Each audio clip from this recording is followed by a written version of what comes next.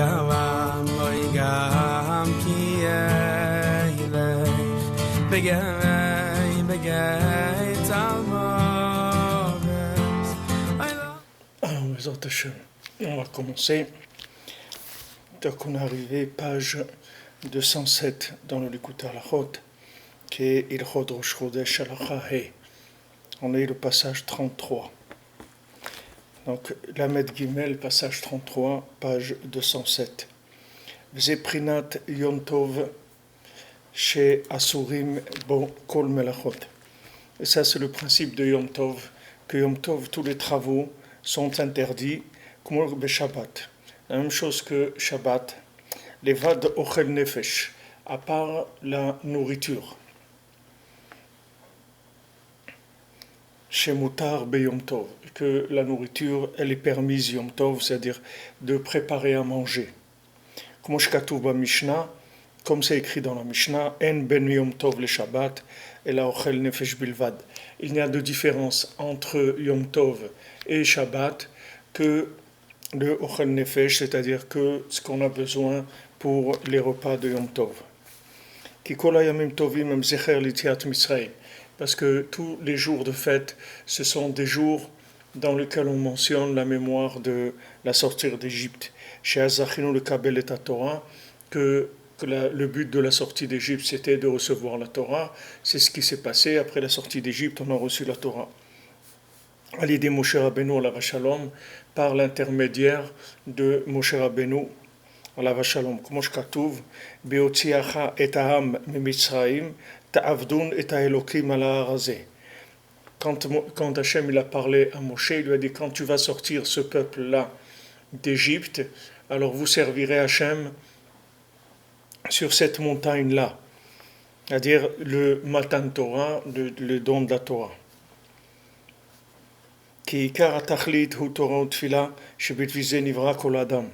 Parce que le but principal de la venue d'un homme sur terre, c'est de prier et d'étudier la Torah. C'est pour ça que l'homme a été créé.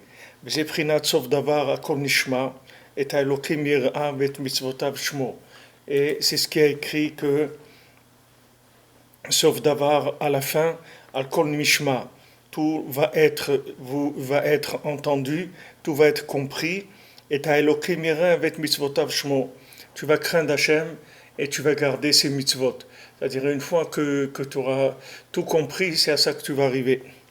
Kizeh kol adam, parce que c'est ça toute la raison d'être même de l'homme. Et ta elokim zet fila, que tu vas craindre Hachem, ça c'est la prière. Shuprinat ira, que ça c'est le principe de la crainte. Prinat irat Hachem itit halal, comme c'est écrit, la crainte d'Hachem, itit halal, c'est elle qui va être louée. C'est-à-dire la louange d'Hachem, c'est ça la crainte d'Hachem. Comme shkatav Rabbeinu Zal, kama pa'amim, comme le Rebbe l'a écrit plusieurs fois. Vet mitzvotav shmor ze Torah. Et tu garderas ces mitzvot, ça c'est la Torah. Vesiyem kizeh kol adam. Et à la fin, c'est écrit que c'est ça la raison d'être de l'homme. Kizeh ikar akiyum v'achiyut v'tachlit shel kol adam. Parce que ça, c'est le principal du maintien, de la vitalité, du but de chaque individu. Asher bishvilo nivrao kol ha'olamot. Que pour l'homme, Hachem, il a créé tous les mondes. Mirosh ve'atsof, depuis le début jusqu'à la fin. Ve'akol bishvil ha'tachlit hazeh. Tout ça pour ce but-là, c'est-à-dire pour que l'homme il craigne Hachem, il fasse de la prière et il ait la connaissance de la Torah. C'est-à-dire pour garder la Torah, pour garder les mitzvot.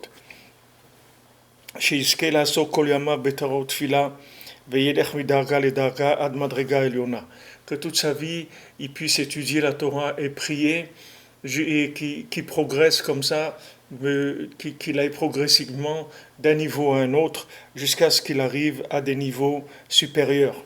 Parce qu'il y a plusieurs prinot, il y a plusieurs angles et il y a plusieurs niveaux dans la prière et dans l'étude. Comme voir la Torah, Chotam Betoch Chotam, comme le Rebbe en a parlé dans la Torah 22. Aïn Sham va voir là-bas. Vim Haya Adam Zoché Lazé Beshlemut. Et si l'homme, il a eu le mérite d'arriver à ça de façon parfaite, Hayam Batlim, Kola Yehod Vatichot, Shel Kola Asakim Vamlachot, Akluni Balmitet Milachot. Alors étaient annulés tous les efforts, toutes les fatigues de toutes les affaires et de tous les travaux qui sont dans les 39 travaux.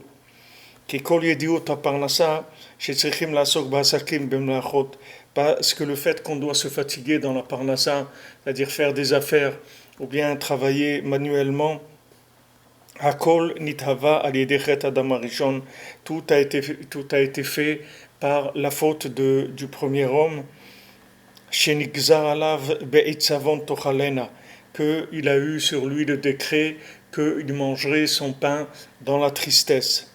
Bezat apecha tuchal lechem, à la sueur de ton front tu mangeras ton pain. Alidé shebagam be'etzadat torvera, pourquoi? Parce que il a mangé du fruit de la connaissance de l'arbre du bien et du mal. Chez Aspagam be'torah utfila, qu'à ce moment-là il a transgressé la Torah et la Tfila. כי הוא היה צריך אז לקיים המצווה הזאת, לבלי לאכול מעץ הדעת, שבזה היה כל התורה כידוע. Parce que le premier homme, qu'est-ce qu'il avait comme mitzvah? Il avait une seule mitzvah, c'est de ne pas manger du fruit de l'arbre de la connaissance et du bien et du mal. C'est tout ce qu'il avait, il n'avait rien d'autre comme mitzvah. Et dans cette mitzvah, il y avait toute la Torah. S'il avait fait cette mitzvah-là, il aurait eu la révélation de toute la Torah. Il y avait toute la Torah dans cette mitzvah-là. Gam hayat sarir az leitpalel tfilato letaken kol haolam. Il devait aussi faire sa prière et il aurait réparé tout le monde entier avec sa prière. Kamova bektavim, comme c'est écrit dans les livres de Kabbalah, ou kamova beperish Rashi al pasuk, et comme c'est écrit dans l'explication de Rashi, vechol siach hasadeh terem yeh baaretz, et toutes les plantes qui ont poussé avant qu'elles ne sortent. V'adam aïn lavod et adama, et l'homme n'était pas là pour travailler la terre. Ou Peresh Rashi l'explique, Bashlishi shekatuv vatotzeh haaretz lo yatzou. Quand c'est écrit dans le troisième jour que la terre elle a fait sortir les herbes qui devaient pousser, Behemet sont pas sortis. Al petach karka amdu ad yom shishi. C'est-à-dire qu'elles ont poussé sous terre et elles étaient juste au niveau de la terre, mais elles ne sont pas sorties dehors. Elles ont entendu le vendredi. Velama, pourquoi? Kiloim tir. Parce qu'Akadosh Baruch Hu, il n'a pas envoyé de pluie sur les plantes, donc sur la terre pour que les plantes sortent. Et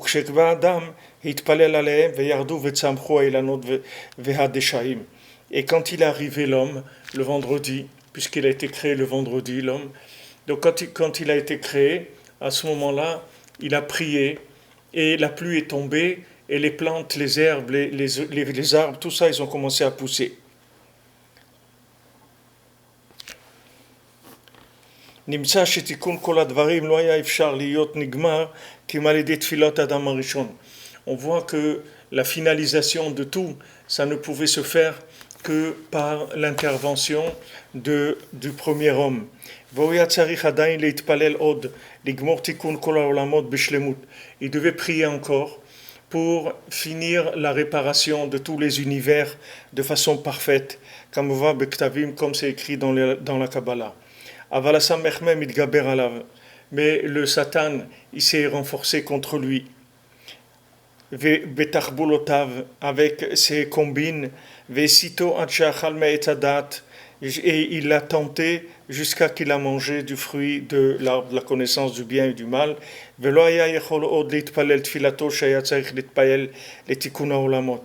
à ce moment-là, il ne pouvait plus prier la prière qu'il devait faire pour réparer les mondes. Et ça a abîmé tout le monde. Que de tous ces univers-là, ils ne seront réparés que quand Mashiach y viendra. Et ça a entraîné le besoin de se fatiguer pour gagner sa vie dans les 39 melachot, prinat beitzavon tochalena, comme c'est écrit, dans la tristesse tu mangeras ton pain. נמצא שעיקר פגם על מתת מלאכות נמשכים עם פגם תורה ותפילה של אדם הראשון. Donc on voit tout ce qui nous explique ici Rabbi Nathan. Pour l'instant, tout ce qu'il nous a fait, c'est de la description des situations. On nous a mis juste les éléments en place pour qu'on voit, on voit un petit peu ce qui se passe. Maintenant, il va nous dire, maintenant, il va nous rentrer l'idée à quoi il veut nous amener. Nous amener à comprendre que tous les 39 travaux, ils viennent du fait que Adam Arishon, il a été pogam dans Torah ou Tfila. Il a commencé à être, il a pogam, c'est-à-dire qu'il a fauté d'abord dans la Torah, puisque la seule mitzvah qu'il avait à faire, c'est de ne pas manger de la connaissance du bien et du mal, et il a mangé. Quand il a mangé, puisqu'il a fauté dans la Torah, il n'a pas pu prier non plus comme il faut, puisque comme on a vu, si vous vous souvenez la semaine dernière, on a dit que tout le nian de la Tfila, qui est Léa, elle doit recevoir le koach de Yaakov, mais c'est Rachel qui va demander à Yaakov de donner la force à Léa pour qu'elle puisse prier. C'est-à-dire que la force de Léa, elle vient que de la Torah, d'où elle va prier, d'où elle va avoir la force de prier. La force de prier, elle vient de la Torah, c'est-à-dire quand quelqu'un il garde la Torah, il fait attention à la Torah, il ne faute pas. Alors ça lui donne de l'énergie pour pouvoir prier. Donc on voit que tout le système dans lequel on vit, c'est la conséquence de ce que Adam Arishon il a fait, c'est-à-dire qu'il n'a pas gardé la mitzvah qu'il devait garder, et donc automatiquement il n'a pas pu prier comme il faut, et donc tous les mondes ils ont été complètement inversés et abîmés, et il n'y a que Mashiach qui va pouvoir réparer ça. וגם עכשיו כל אדם כפי מה שזוכה לעסוק יותר בתורה ותפילה בשלמות יותר. Alors maintenant c'est la même chose. De nos jours c'est la même chose. Pourquoi Rabbi Nathan nous amène à Adam Arishon et il nous décrit tout ce qui s'est passé à Adam Arishon. Rabbi Nathan, il est pas là pour nous faire de l'histoire. C'est pas ce qu'on est en train d'étudier maintenant. Maintenant, ce qu'on veut savoir, nous, c'est en quoi maintenant ce qu'il a fait à Adam Arishon, ça me concerne. Qu'est-ce que je peux faire avec ça? Si on me dit, tu sais pourquoi tu travailles dur et tout, c'est à cause de ton ancêtre, le premier homme. Voilà, c'est lui qui t'a mis dans ce pétrin-là. C'est pour ça que tu as des problèmes de parnassa, etc. Mais qu'est-ce que je peux faire avec ça? Alors, ok, je voulais en vouloir au premier homme parce qu'il m'a mis dans cette situation. Après, qu'est-ce que je fais? Mais Rabbi Nathan, le but de Rabbi Nathan, tout ce qu'il dit, c'est uniquement pour qu'on soit concerné par ça. Sinon, c'est pas, lui, il ne vient pas enseigner de l'histoire juive. Lui, il vient enseigner des conseils, comment on va s'en sortir dans ce monde. Comment on va faire pour arriver à passer les années qu'on a à passer ici et passer du mieux possible. Donc il nous dit que chacun, c'est comme Adam Arishon. Si chacun il fait attention à la Torah, alors il aura de la force pour prier, et à ce moment-là, tout va devenir beaucoup plus facile.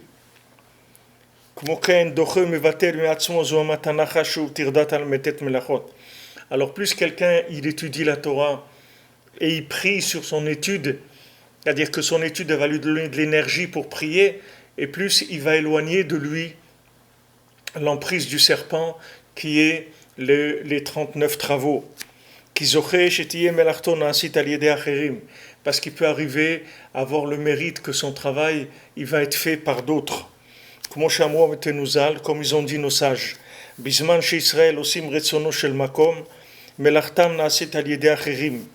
Quand les Bnei Israël ils font la volonté d'Hachem, alors leur travail il est fait par d'autres.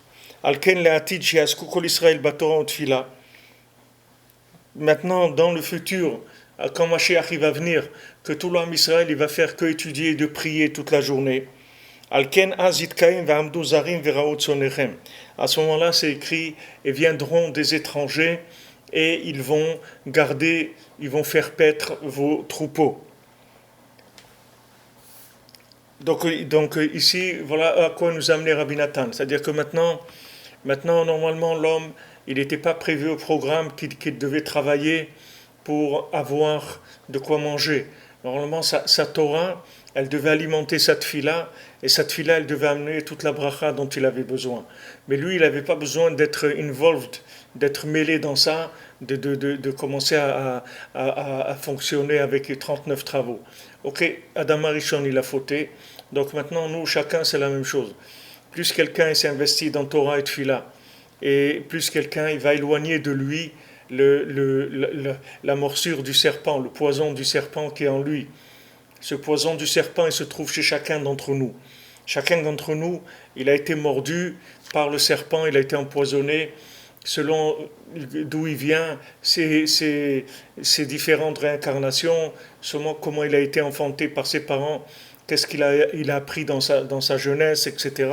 Tout ça, ça donne une emprise du serpent.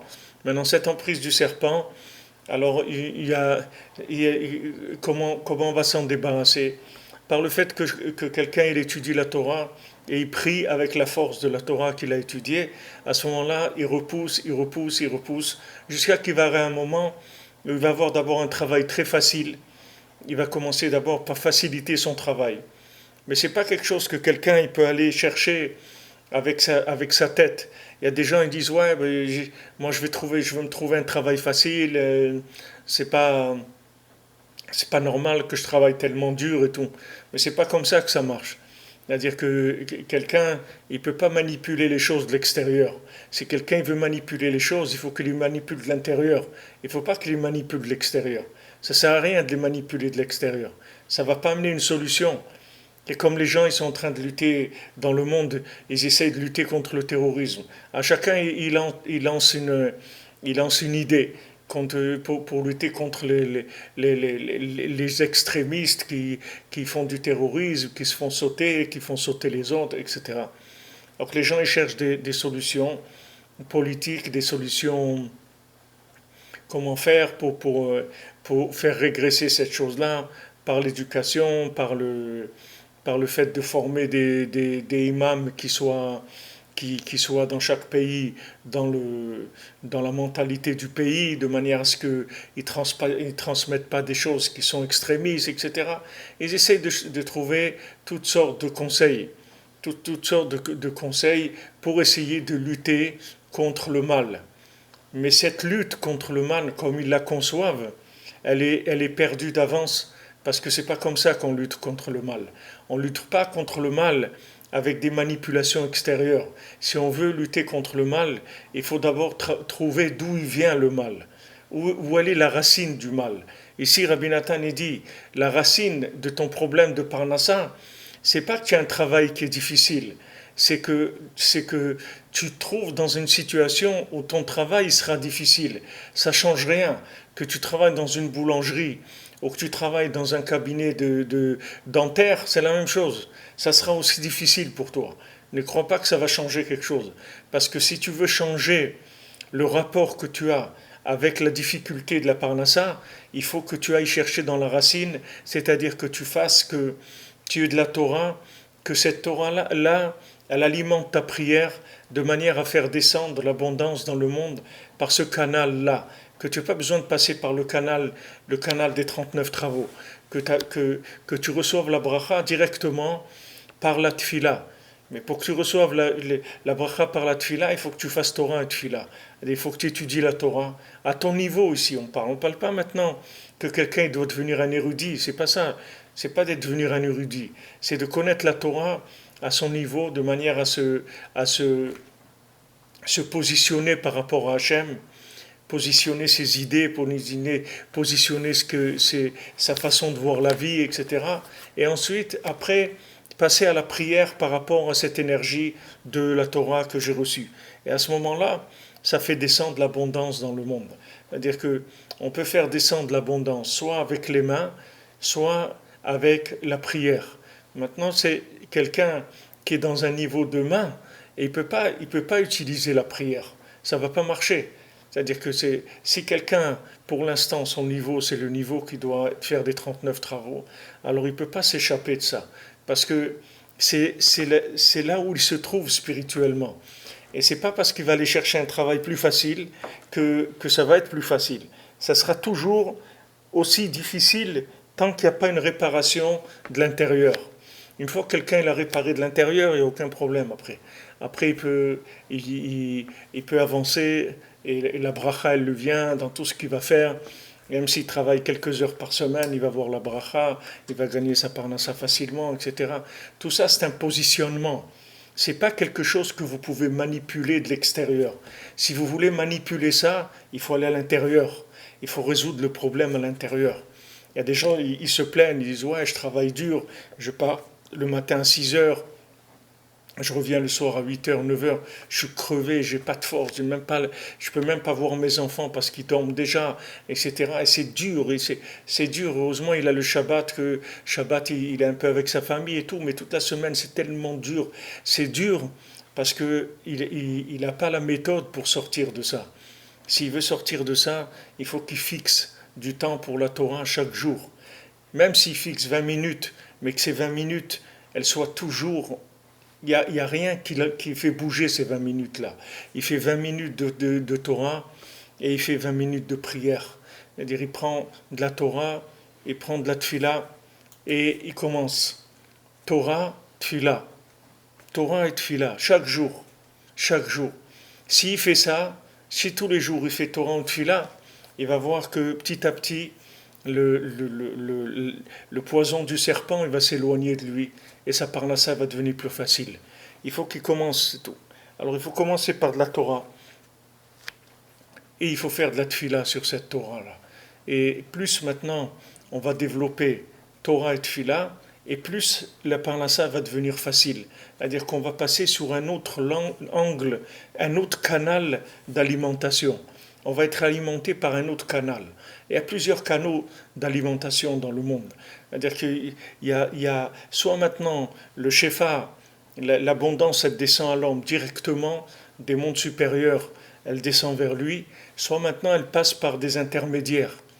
Alors comme les intermédiaires dans ce monde, on dit se sucre les intermédiaires. Chacun il prend une commission. Si vous allez prendre par exemple un objet, vous voyez par exemple dans des pays, moi je vois ici maintenant en Ukraine par exemple, où c'est un pays qui est pauvre par rapport à l'Europe, où les gens ils sont pauvres, les gens ils gagnent pas beaucoup.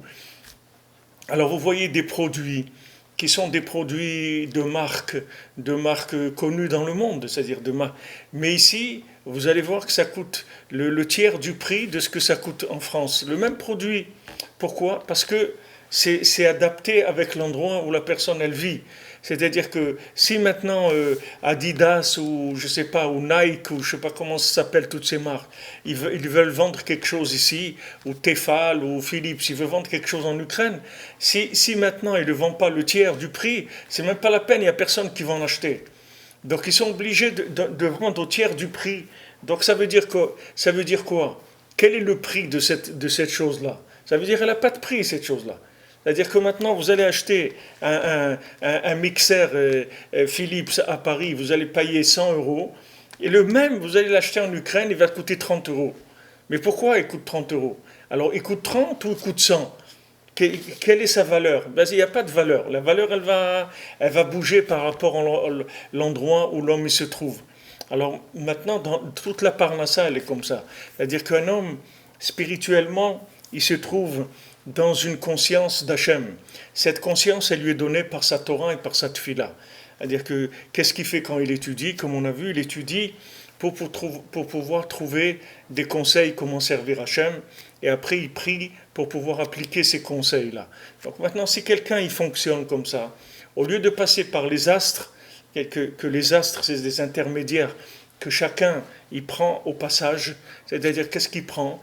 Il va lui donner par rapport à là où il se trouve lui, puisque maintenant il n'est pas dans Torah et Tfila, alors il va lui donner par rapport à son comportement, par rapport à ses midot, par rapport à s'il fait du chesed, par rapport à s'il fait attention à la gdusha, s'il fait attention à la shonara, tout ça, son comportement, c'est ça qui va lui donner la parnassa qui va venir en passant par les astres. C'est-à-dire qu'il est dans un système de distribution, mais surveillé. C'est-à-dire que c'est donnant. C'est-à-dire on analyse la personne, on voit comment elle est, et selon comment elle est, on va lui donner sa parnassa.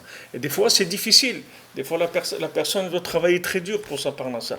Mais il faut qu'il sache que s'il travaille dur, c'est uniquement parce qu'il n'étudie pas la Torah et il ne prie pas, c'est tout. C'est pour ça qu'il travaille dur. Alors maintenant, il y a des gens qui disent, ouais, mais moi, Rav, vous comprenez, moi, tous les matins, j'étudie Dafayomi, je fais la prière, après on étudie le Dafayomi, je reste 1 heure après la prière à la synagogue pour étudier et tout, après je vais mon travail et tout, et pourtant c'est dur, j'arrive pas à... Pourquoi? Parce qu'il étudie pas ce qu'il doit étudier, c'est tout. Alors s'il n'étudie pas ce qu'il doit étudier, c'est sûr que ça ne lui sert à rien. Il faut qu'il étudie quelque chose qui le concerne. Si maintenant vous rentrez dans une boîte, vous rentrez dans une boîte, vous voulez travailler, on dit voilà, vous allez travailler sur telle machine. Ok, alors on dit voilà, allez faire la formation pour la machine et après vous venez. Maintenant il va, et au lieu de faire la formation pour la machine à couper le beurre, il va faire la formation pour une machine, pour une perceuse. Alors après il vient, on lui dit voilà la machine à couper le beurre, il dit bon mais c'est pas ça que j'ai appris. Il dit monsieur mais vous pouvez pas travailler alors, il faut apprendre ce qui vous concerne. On vous a dit voilà la machine. Donc allez apprendre le métier pour utiliser cette machine. Maintenant une personne elle étudie dans la Torah. C'est bien, elle étudie la Torah. Bon, Hachem, même si quelqu'un il étudie Dafayomi le matin, après la Tfila et tout, c'est bien. Mais ce qui est dommage, c'est que ça ne le concerne pas. Comme ça ne le concerne pas, la suite, il n'y aura pas de suite. Parce que jamais il va prier sur le Dafayomi. Pour arriver à prier sur le Dafayomi, c'est-à-dire que vous étudiez le Talmud et après ça vous réveille pour avoir envie de prier. Alors il faut un grand niveau. Vous pouvez étudier des Gemarot qui sont faciles. Si vous étudiez la Gemara Brachot par exemple, moi je faisais toujours avec les élèves la Gemara Brachot, on a fait dans tous les sens. La Gemara Brachot c'est extraordinaire parce que c'est comme du Pirkei Avot, c'est la même chose.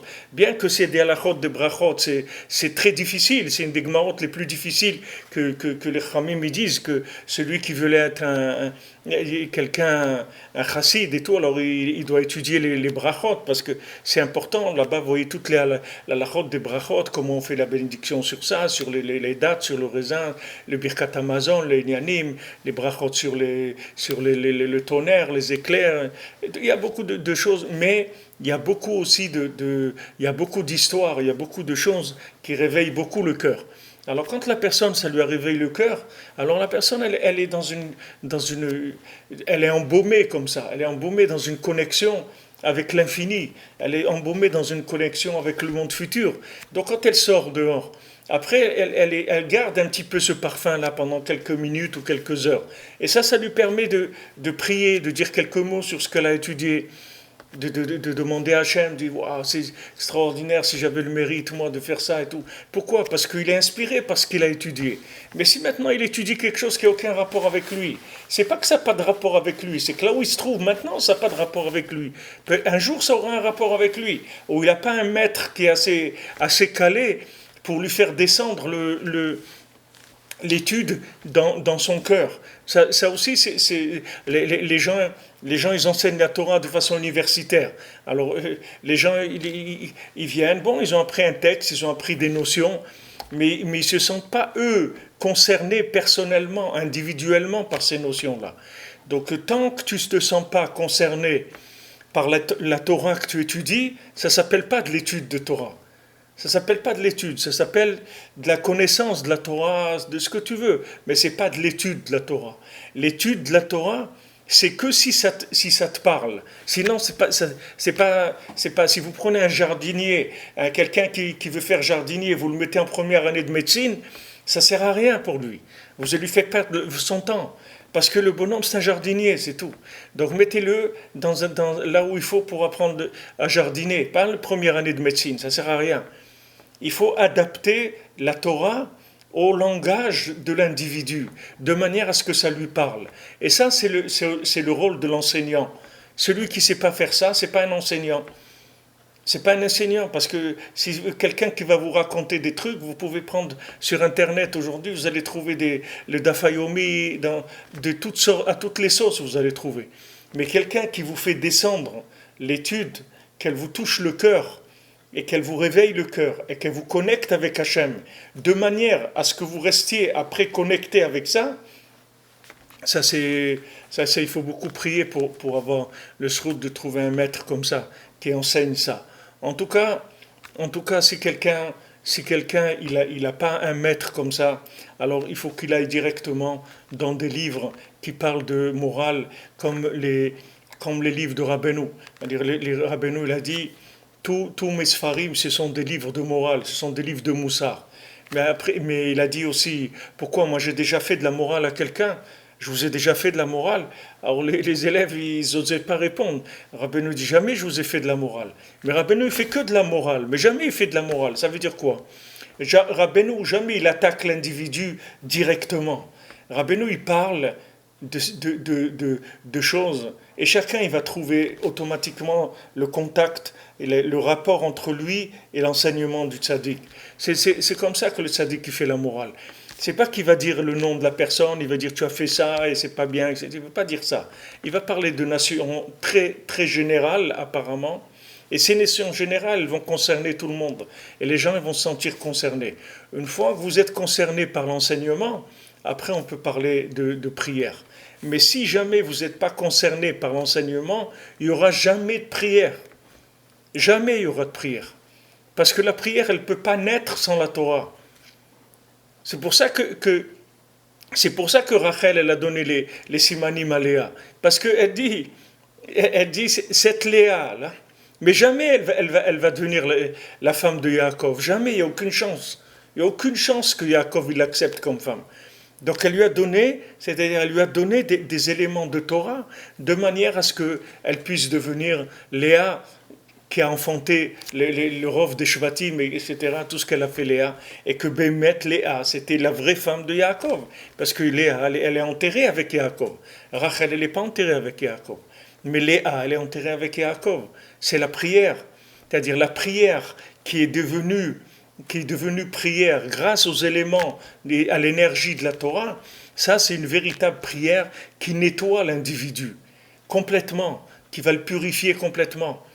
Et quand il va commencer à se purifier, vous savez, c'est pas difficile. Si vous voulez savoir quel niveau de purification vous êtes, c'est pas difficile de savoir. Vous regardez la parnassa, comment elle est. C'est tout. Si vous avez une parnassa dure, ça veut dire que vous êtes dur. Ça veut dire que vous êtes dans le dur. C'est-à-dire que vous êtes pas ni dans Torah, ni dans Tfila. Parce que quelqu'un qui est dans Torah ou Tfila, sa parnassa, elle n'est pas dure. Sa parnassa, elle est facile. Parce que quand quelqu'un il est concerné par la Torah et il transforme après automatiquement sa Torah en prière, la parnassa elle passe pas par les astres, elle passe par un autre circuit complètement. Elle vient par des anges, ça descend dans un autre canal complètement. Donc il n'y a aucune difficulté dans la parnassa. Mais si maintenant vous voyez que vous avez une parnassa difficile, ça veut dire que vous n'êtes pas concerné par la Torah. Quand vous étudiez la Torah, ça ne vous parle pas à vous. Vous faites la Torah comme quelqu'un qui apprend le code de la route. Quelqu'un, il apprend le code de la route. Il dit, voilà, mais moi, je fais ce qu'il faut. Qu'est-ce que vous voulez de moi? Moi, voilà, je mets mes tefilines tous les jours, je fais le schéma, je mange kasher, je fais Shabbat, je fais pureté familiale. Je dis, qu'est-ce que vous voulez de moi? Non, c'est pas ça qu'on veut de toi. On veut toi. C'est pas qu'est-ce qu'on veut de toi. On te veut à toi. Mais ça veut dire, qu'est-ce que vous voulez de moi? Non, on n'attend rien de toi, que tu fasses quelque chose. On te veut à toi. Qu'est-ce que ça veut dire, on te veut à toi? Ça veut dire que quand maintenant tu étudies, on veut que cette étude-là, c'est ton étude à toi. C'est pas maintenant que tu es en train d'étudier d'un texte de connaissance. C'est toi, tu es en train de parler de ta vie maintenant. C'est de ta vie que tu es en train de parler. C'est pas de la connaissance. Quand quelqu'un il lit l'ordonnance qui lui a été donnée par le médecin pour lui, il sait que le texte de cette ordonnance, c'est pour lui. C'est pas maintenant qu'il est en train de lire un fascicule de médecine. Il est en train de lire une ordonnance pour lui. Quand quelqu'un vient étudier, il faut qu'il lise l'étude, qu'il sache que c'est une étude qui est une ordonnance pour lui. Il doit se sentir concerné par l'étude. Pas dire c'est bien, c'est intéressant. Et c'est pas ça qu'on cherche. On cherche ni que ça soit bien, ni que ça soit intéressant. On cherche à s'en sortir. On cherche des messages qui vont nous permettre de réveiller notre cœur, de nous mettre en contact avec Hachem, de manière après qu'on puisse aller lui parler, à prier. C'est ça qu'on veut de la Torah. Alors maintenant, si quelqu'un il a étudié la Torah, et quand il est sorti du cours, il est resté comme il était, il a fait son étude, et après il va au café à côté, il prend son café croissant, et après il va bosser, et à la fin de la journée, il ne s'est rien passé, il est resté comme la veille, et le lendemain, c'est la même chose. Alors il a un problème, il y a un problème quelque part. Il y a un problème quelque part, c'est-à-dire son système, il ne marche pas. Il faut étudier des choses dans lesquelles on se sent concerné. Il faut se sentir toujours concerné par l'étude. Sinon, cette étude jamais vous amènera à la prière.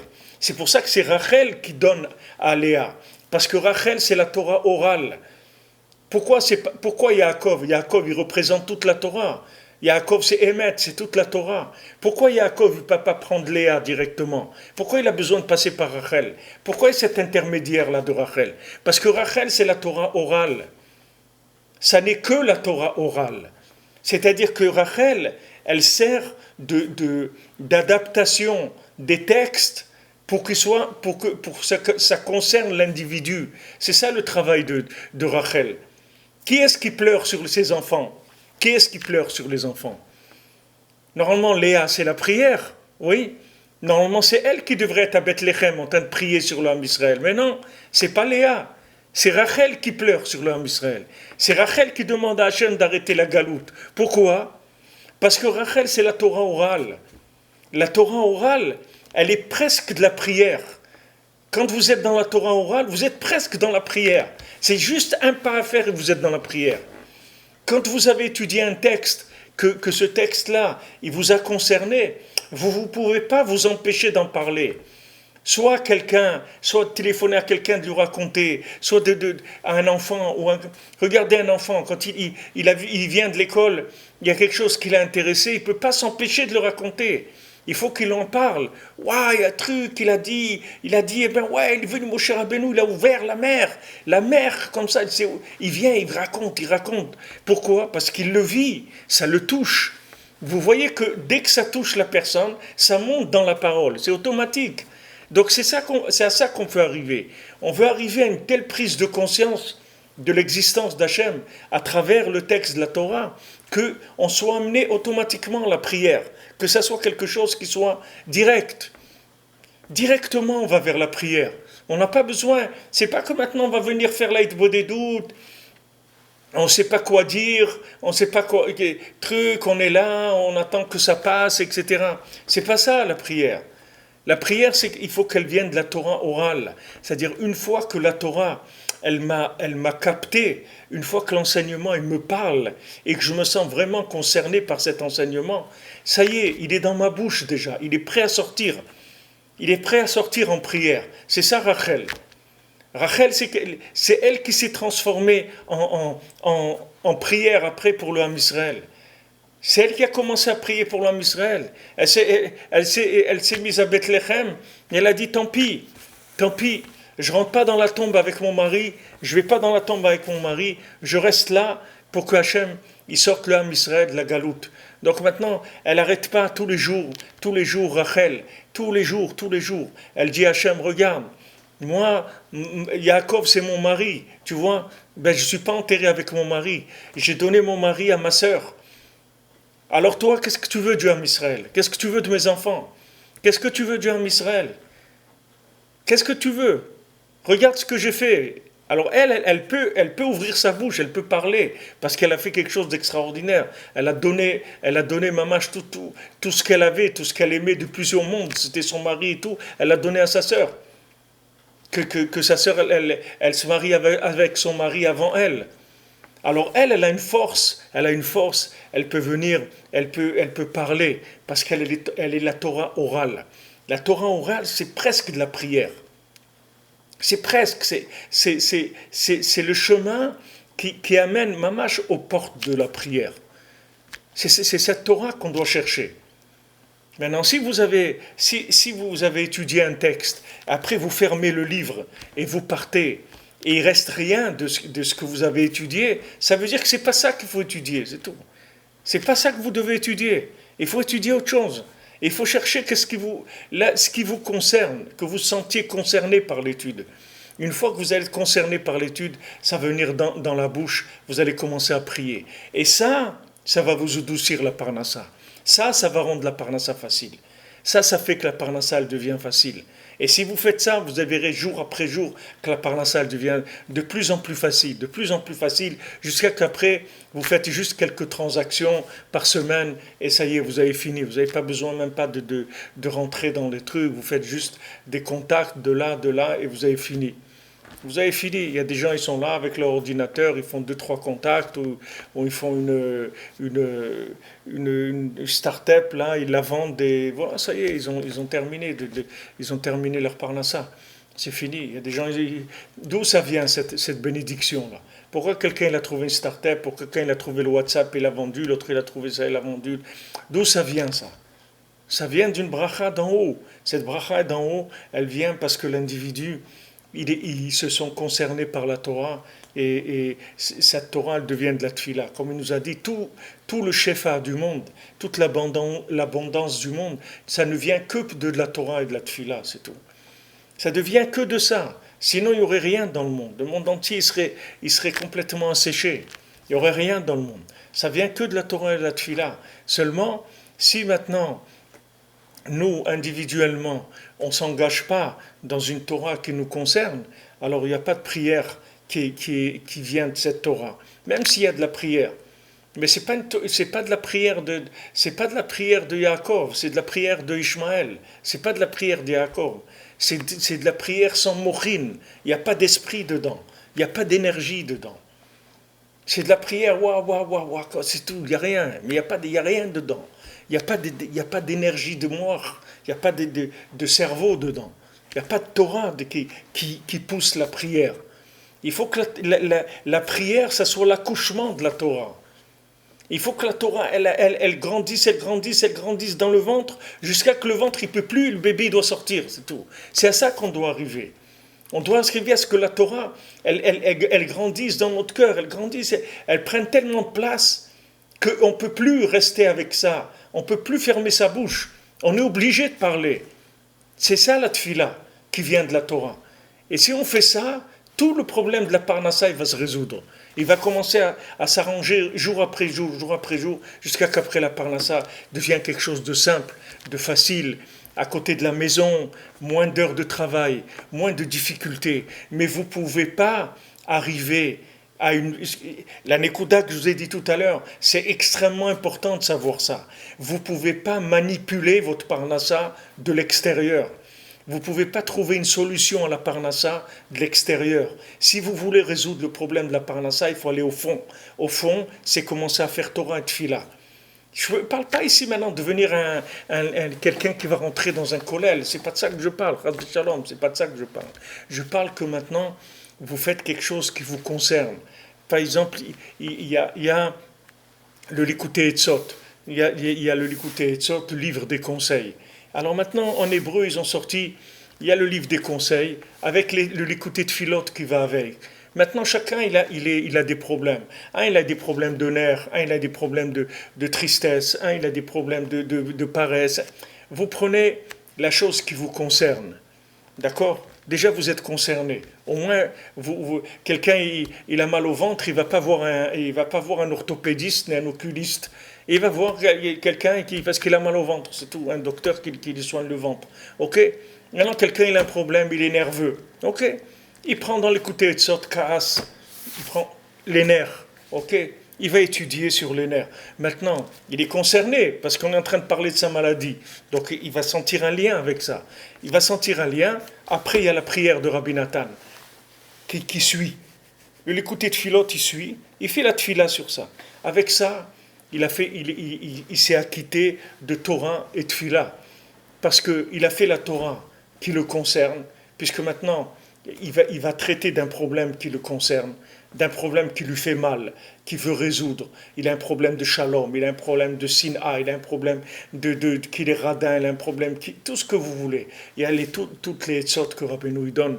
Écoutez, etzot, bon, Rabbi Nathan, il a écrit, d'après comment Rabbeinu lui a dit d'écrire, et il y a toutes les tfilantes, il y a des gens que, bon, ils se sont fatigués à faire ça, de prendre toutes les prières qui sont en rapport avec les conseils et de les juxtaposer, de mettre. Alors vous avez conseil et prière.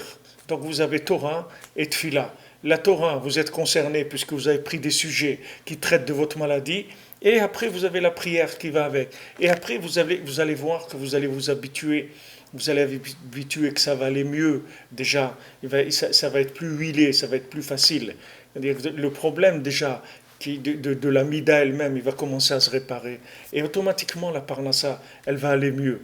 Parce que la parnassa, elle ne peut pas venir, vers vous s'il n'y a pas eu de tfila. Donc maintenant, vous voyez Adam Arishon. Pourquoi il n'a pas prié? Parce qu'il a fauté. Il a fauté dans la Torah. C'est pour ça qu'il n'a pas prié. Parce que la seule Torah qu'il avait, il n'a pas faite. La seule Torah qu'il avait, c'est de ne pas manger de ce fruit-là. Et il n'a pas fait ça, il a fait le contraire. Automatiquement, après, il est venu pour parler. Il ne peut pas parler. De quoi il va parler? De quoi il va parler? Il va raconter quoi? Il rien, il avait la bouche fermée. Hachem lui a dit alors, où tu es? Il ne parle pas. Il ne peut pas parler. Il a honte. De quoi il va parler? Il n'a rien à dire. La seule mitzvah qu'il a faite, qu'il avait, il l'a pas faite. Donc il a été pogrom dans la Torah, comme il dit Rabbi Nathan. Et automatiquement, il a été pogrom dans la Tfila. Donc quand quelqu'un il voit qu'il n'arrive pas à prier, c'est parce qu'il n'a pas de Torah. C'est tout. C'est tout le problème de la tfila que Yaakov il devait résoudre par rapport à Esav, c'était ça. Pourquoi Yaakov il devait se déguiser ses mains en Esav et tout? Pourquoi Yaakov il n'a pas le droit d'aller travailler normalement?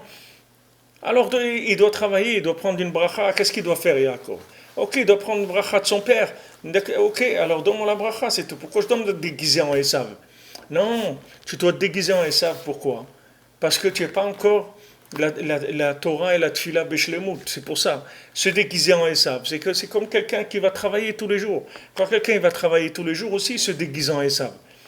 Parce que quelqu'un il passe 8 heures, 9 heures, 10 heures par jour à travailler. Pourquoi il travaille 10 heures par jour? Parce qu'il est comme Esav. Qu'est-ce que c'est Esav? Ça veut dire qu'il n'a pas de Torah, il n'a pas de Tfila. Donc maintenant, il est obligé de se déguiser en Esav. Et des fois, le déguisement, la personne, elle se prend au sérieux. Et elle reste dedans. Et après, elle croit que Mamash, elle est comme ça. Alors, après, ça devient très, très difficile. Alors, il faut commencer par prendre une Torah qui vous concerne. Même si quelqu'un il veut aller plus loin, il veut étudier, par exemple, une Torah dans l'écouté Moran, il prend une Torah qui le concerne, d'un problème qu'il a. Tout le monde a des problèmes. Problème qu'il a, et il étudie sur ça. Et il fait la prière sur ça. Et après, il va voir qu'il va y avoir l'Aïd-Bodédout qui va venir sur ça. Et ça y est, il a commencé à résoudre le problème du Ched d'Adam Arishon. Et sa parnassa va devenir de plus en plus facile. Mais qu'il ne s'amuse pas à aller chercher une parnassa facile. Parce qu'elle ne viendra pas. Le problème, c'est lui. C'est pas la parnassa. La parnassa, elle est là. Hachem, il lui envoie un conseil. Il peut devenir millionnaire en 3 jours. C'est pas ça le problème. C'est pas le problème. Hachem, il a tous les moyens du monde. Il n'a pas un problème. Le problème, c'est lui. C'est pas la parnassa. La parnassa, elle est là. Le problème, c'est lui. C'est-à-dire qu'il n'a pas compris que si maintenant, il n'étudie pas la Torah, des choses dont il doit être concerné. La halakha aussi, ça concerne la personne. Mais la halakha, c'est plus législatif, si on veut. C'est-à-dire, c'est moins personnel. C'est-à-dire, c'est plus comportement extérieur. Nous, ce qu'on a besoin, de Torah qui réveille notre cœur. C'est-à-dire une Torah qui parle de ce qu'on vit, mamash. Alors à ce moment-là, quand il y a cette Torah, elle va nous amener vers la prière.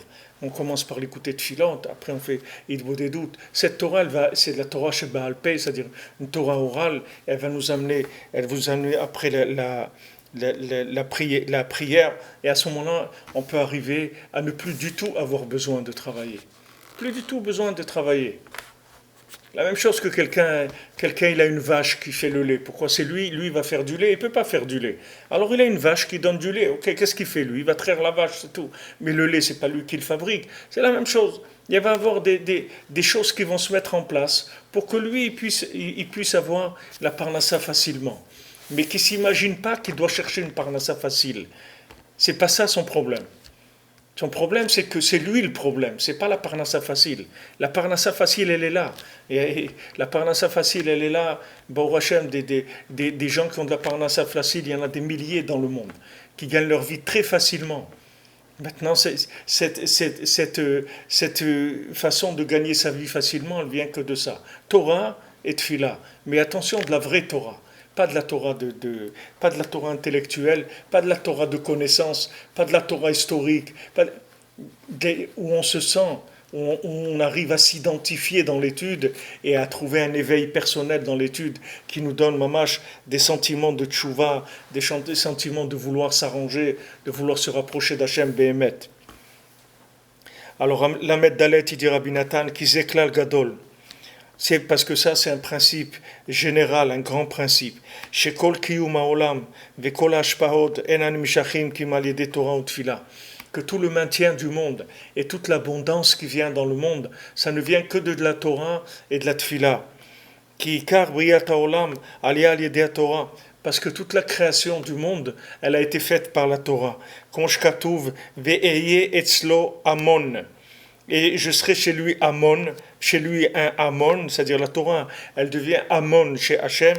Altikre Amon et la Ouman. Ne lis pas Amon, mais lis Ouman, c'est-à-dire Ouman. La Torah c'est Ouman. La Torah c'est la Oumanout d'Akadosh Baruch Hu. Comment Shamour Abtenuzal, Boraita Barakucha Beruchu Alma.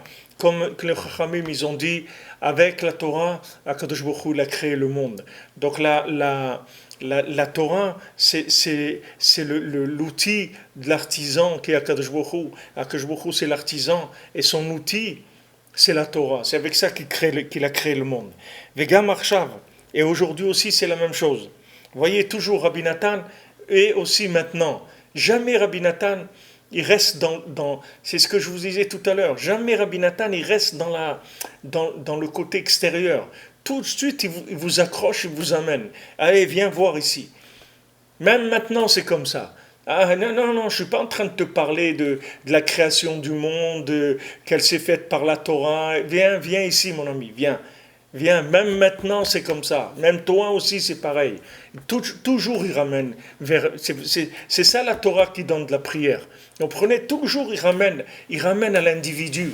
Il laisse pas de la connaissance comme ça, de la connaissance empirique, apprendre ou à laisser, réfléchissez, faites-en ce que vous voulez. C'est pas ça du tout. Lui, il vous parle de quelque chose, mais il est en train de vous cibler. Il parle large, mais il est en train de cibler l'individu. Et après, quand il arrive, boum, il amène la chose là où il faut. Alors il dit, Vegam Arshav, même maintenant, ne crois pas qu'on parle d'une histoire qu'il y a eu une fois. Maintenant, aujourd'hui, Kol kiyum haolam vekol chidush maase bereshit bechol yom tamid, tout le maintien du monde et toute la création journalière du monde, c'est-à-dire quotidienne, tous les jours, Hachem, quotidiennement, il recrée le monde.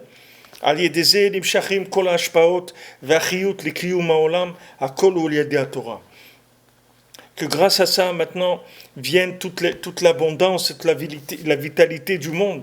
Tout ça vient que de la Torah. Comme on dit tous les matins dans le Yotzer, dans la Tfila, que dans sa bonté, Akadosh Baruch Hu, il renouvelle tous les jours la création. Im Tov En Tov et la Torah. Qu'est-ce que c'est Betuvo? Betuvo En Tov et la Torah. Tov, ça veut dire la Torah. Betuvo, ça veut dire avec la Torah, Akadosh Baruch Hu, il renouvelle le monde. Comme le Rebbe l'a écrit dans un autre endroit, Aval kol achiyut ve'ashpaot hanimshachim al yedei haTorah, en nigmar tziuram bishlemut. Mais maintenant, toute la vitalité et toute l'abondance qui va venir par la Torah, en nigmar tziuram bishlemut. Leur forme, elle ne va pas se terminer de façon complète. Veni ordim laolam, elles ne sentent pas dans le monde, qui malédit atfila, que par la prière. Shaliedeze ikar tziyur hashefa vachiyut letov vamshachat veridata laolam. Grâce à ça, il y a le dessinement, c'est-à-dire la forme de l'abondance et de la vitalité et vers le bien qui descend vers le monde. Donc maintenant, la Torah, elle sert à donner l'idée de la chose, elle sert à donner la forme de la chose, mais la chose, elle va se concrétiser que par la prière. Alors, si maintenant, vous comprenez bien que chaque jour, si le monde il est recréé chaque jour, et c'est-à-dire il me faut du manger tous les jours. C'est-à-dire qu'il faut un manger de Torah chaque jour. Pourquoi si maintenant je vais sortir le manger de la veille, il n'y a pas de parnassa avec pour aujourd'hui. C'est-à-dire que maintenant la Torah d'hier, elle ne peut pas servir à aujourd'hui pour la parnassa. Parce que la parnassa d'aujourd'hui, elle dépend de la Torah d'aujourd'hui, puisque le monde, il a été recréé aujourd'hui. Uvutuvo Mechadesh, dans sa bonté, avec la Torah, il renouvelle le monde, il renouvelle le Maaseh Bereshit, il refait la création chaque jour. Donc Hachem, il réutilise une Torah nouvelle chaque jour pour faire le monde. C'est une nouvelle Torah. Cette nouvelle Torah, il faut la trouver. Si vous ne trouvez pas cette nouvelle Torah, vous êtes passé à côté de la Parnassa. Vous êtes passé à côté de la prière, vous êtes passé à côté de la Parnassa aussi. C'est-à-dire que maintenant, je dois absolument trouver la Torah d'aujourd'hui. Comment je vais la trouver? Comment je vais trouver la Torah qui est la Torah d'aujourd'hui? C'est la Torah de ceux qui sont connectés, c'est-à-dire du tzaddik, de Rabbi Nathan, de tous ceux qui ont écrit sur la Torah de Rabbeinu. Que Rabbeinu il dit c'est Nachan Novea Mekochochma. Rabbeinu c'est une source qui se renouvelle sans arrêt. Donc il faut faire attention aussi d'avoir une approche qui soit ouverte à capter des idées nouvelles dans la Torah elle-même. De ne pas s'enfermer dans des formules, des petites formules mesquines, et dire ouais, ça y est, moi je sais, j'ai ça. Il n'y a pas c'est ça et c'est ça. C'est rien, je sais rien. Je commence aujourd'hui, c'est tout. Je sais rien. Allez, aujourd'hui j'ouvre le livre, allez, on y va, comme si on n'a jamais étudié. On commence comme si on n'a jamais étudié. Si vous prenez les livres, vous croyez que vous savez quelque chose, vous êtes enfermé dans des notions qui sont mesquines, toutes petites, qui sont vieilles. Mais comment vous allez trouver la Torah d'aujourd'hui? Et si vous ne trouvez pas la Torah d'aujourd'hui, vous ne trouvez pas la Tfila, et si vous ne trouvez pas la Tfila, pas de Shefa. Alors, on est où on est, c'est-à-dire on est bloqué, c'est très difficile. Donc il nous faut une Torah qui soit renouvelée. Cette Torah renouvelée, elle dépend de combien la personne elle est attachée au tzaddik. Parce que quand la personne elle est attachée au tzaddik, Behemet, que quelqu'un il aime Rabbi Nachman Behemet, il vient à Rosh Hashanah, à Ouman, il aime Rabbi Nachman, il fait tout ce qu'il peut pour se rapprocher de lui, il fait tout ce qu'il peut pour aider à la diffusion de ses enseignements, de faire connaître au monde. Il montre qu'il aime Rabbi Nachman. Alors à ce moment-là, là où il va étudier, il va trouver tout de suite la connexion avec Hachem. Même s'il étudie dans un livre, que apparemment ce livre, il parle de choses qui ne concernent pas l'individu directement, lui, là-bas aussi, il va trouver dans tous les livres qu'il va étudier, il va trouver des conseils comment servir Hachem. Ça, c'est tous les gens qui étudient, ils disent ça, que quand maintenant, dans une étude, on se sent concerné par l'étude, ça veut dire qu'on étudie les Shem Shamaim, ça veut dire qu'on étudie vraiment pour Hachem. Qui est-ce qui étudie vraiment pour Hachem? C'est rien que le tzaddik, c'est tout. Nous, comment on va étudier rien que pour Hachem? Nous, on ne peut pas se passer de boire un coca ou de manger une pizza, on va étudier pour Hachem. Pour nous, c'est virtuel, c'est pas des notions qu'on peut, mais nous, on peut s'attacher à celui que lui, oui, il étudie pour Hachem. Alors le Rabbeinu, lui, il étudie vraiment pour Hachem. Donc quand on est attaché à lui, on reçoit ses inspirations, on reçoit cette vitalité dans la Torah. C'est-à-dire que là où on étudie, on sent un souffle de vie dans la Torah. Et ce souffle de vie, il nous ouvre la bouche et nous permet de parler avec Hachem. Et à ce moment-là, on fait descendre le Shefa dans nos âmes. Parce que la prière, c'est le récipient qui fait que l'abondance, elle prend une forme positive. Je sais que la prière, elle finisse de faire la chose de façon parfaite, complètement, et elle la descend dans le monde. C'est-à-dire que si vous voulez, c'est comme si vous prenez par exemple c'est comme si vous prenez la cuisine. C'est-à-dire que vous prenez la Torah, c'est les éléments, d'accord? La viande, les légumes, les trucs, tout ce qu'il faut pour faire à manger. Avec tout ce qu'il faut, tous les récipients, la cuisinière, le four, tout ce que vous voulez. Les épices, tout ce qu'il faut pour faire à manger. Ok? Ça, c'est la Torah. La Torah, c'est les éléments. Donc ces éléments, D'abord, ils doivent être mangeables, ils doivent être frais, ils doivent correspondre à mes goûts. Il y a toutes ces choses-là qui doivent être cachères, ça c'est sûr, mais doit aussi correspondre à mon goût, etc. Une fois que j'ai ça, maintenant je passe à l'étape de la cuisson des éléments. La cuisson des éléments, c'est la prière. La prière, c'est elle qui va cuire les éléments, c'est-à-dire qui va les rendre mangeables. Une fois que ça a cuit, ça y est, le shefa, il est prêt pour le monde. C'est-à-dire que ça devient comestible par le monde. Sinon, c'est pas comestible. S'il n'y a pas la tfila, la chose, elle n'est pas comestible. Et si la Torah, ce n'est pas des éléments qui sont frais et qui sont adaptés à la nourriture dont j'ai besoin, alors il n'y a rien. C'est-à-dire c'est rien du tout. C'est pas consommable. Donc c'est sûr que ça ne va pas faire de la tfila. Et donc il n'y a pas de shefa qui descend. C'est pas compliqué. Le système, il n'est pas compliqué. Comme on va kolze bekama mekomot, on va ma Torah itlan berad vedabra. Oui, ça c'est ramené dans plusieurs endroits et aussi dans la Torah que Rabbeinu dit dans Torah la Medalef, itlan berad vedabra. Il y avait un puits dans le désert. Donc cette Torah la Medalef, on l'a étudiée, Beyoun aussi pendant des centaines d'heures, vous l'avez aussi sur le site. Aïn Sham Etev, va voir là-bas. Ubifrat, Be'ashmatot Amvorim Sham Achachkar, Bilshoni. Et Rabbi Nathan, il dit, et surtout va voir ce que j'ai rajouté moi à la fin, dans ma façon de parler. Amatril Zivugan Vitsafutam Shelotiot, qui commence par, quand j'ai écrit Zivugan, c'est-à-dire leur union et leur rassemblement, comme elles sont formulées les lettres comme elles sont assemblées et comme elles s'unissent. Donc Rabbi Nathan, vous voyez, Rabbi Nathan, il n'a pas honte. Il vous dit, regardez, dans la Torah 31, mais il n'a pas honte de vous dire, et surtout, va voir ce que j'ai écrit sur ça. Pourquoi Rabbi Nathan, il dit ça? Normalement, un élève, qu'est-ce qu'il doit dire? Il doit dire, va voir ce que le maître, il a écrit. Ne regarde pas moi ce que j'ai écrit. Le principal, c'est va voir le maître, qu'est-ce qu'il... Non, Rabbi Nathan, il sait qu'on a besoin de lui, parce que c'est lui notre Rachel, à nous. Yaakov, c'est le tzaddik. Rachel, c'est Rabbi Nathan. Si on n'a pas Rabbi Nathan, on n'a rien. D'où on va comprendre, écoutez-moi. On ne peut rien comprendre. Comment on va comprendre ce qu'il faut faire? Il y a des gens, ils disent, ils voient dans l'écouté Moharan qu'il faut voyager chez le tzaddik à Rosh Hashanah. Alors ils vont chez des rabbanim un peu dans le monde, là-bas. Ils disent, mais c'est écrit. Et Rabbi Nachman, il dit, il faut aller chez le tzaddik à Rosh Hashanah. Et il dit, mais il y a juste un petit truc que tu ne sais pas, c'est que c'est écrit Beferouche, que le tzaddik c'est lui. À chaque fois qu'il parle dans l'écouté Moharan du tzaddik, du chacham, du rav, du rabbi, c'est que de lui qu'il parle. Vous croyez qu'il parle de quelqu'un d'autre? Alors vous voyez les gens, ils vont dans le monde, ils vont là-bas, on va faire la Iloula dessus là, on va les fêter chez ce tzaddik, on va chez l'autre. Mais qu'est-ce que tu es en train de faire? Tu es en train de faire quoi? Qu'est-ce que tu es en train de faire? Où tu vas? Qu'est-ce que tu es en train de faire?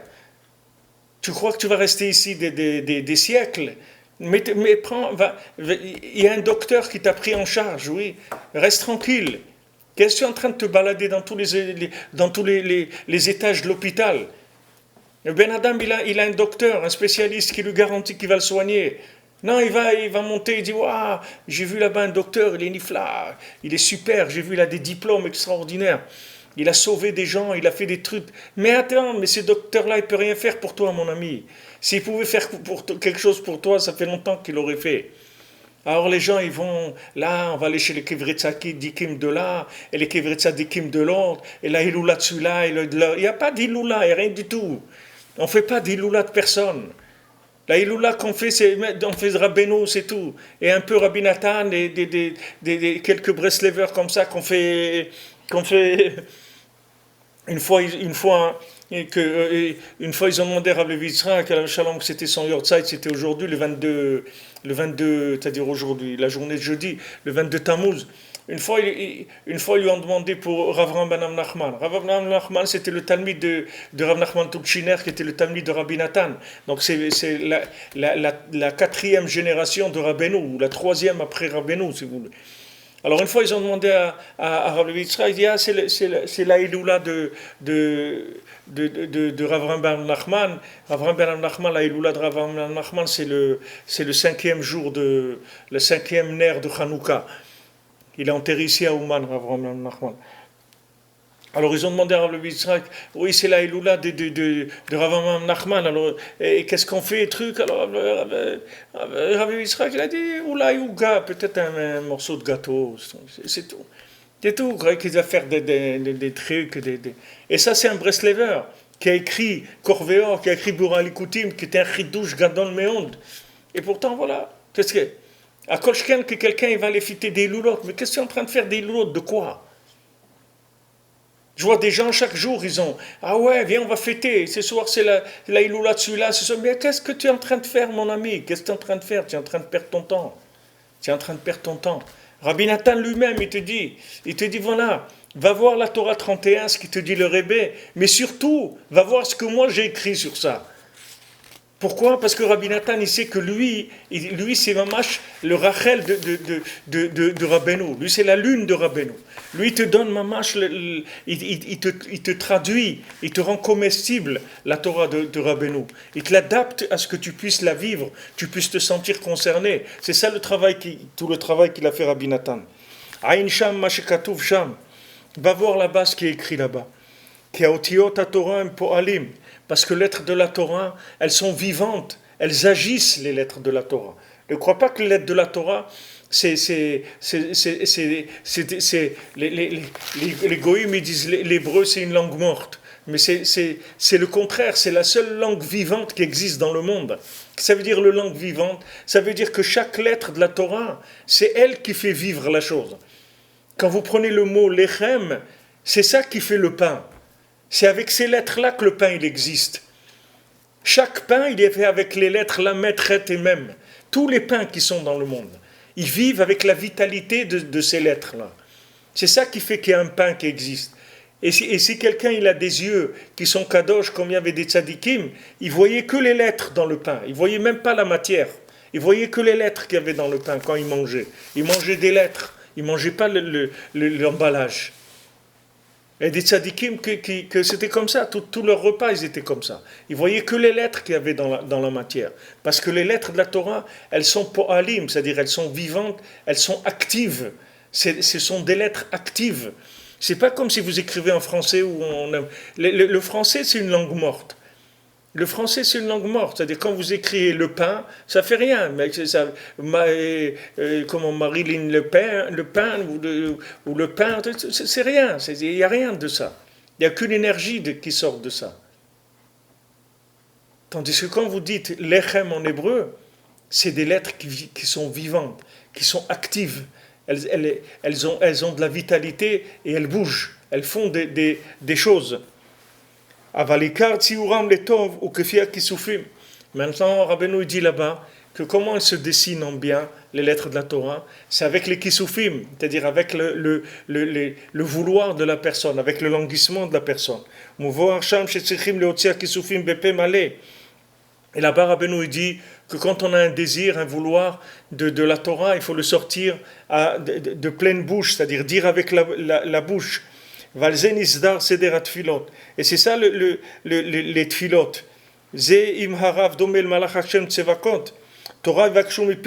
C'est ça qui est écrit. Si le Rav il ressemble à un ange, à ce moment-là, tu cherches la Torah de sa bouche. Que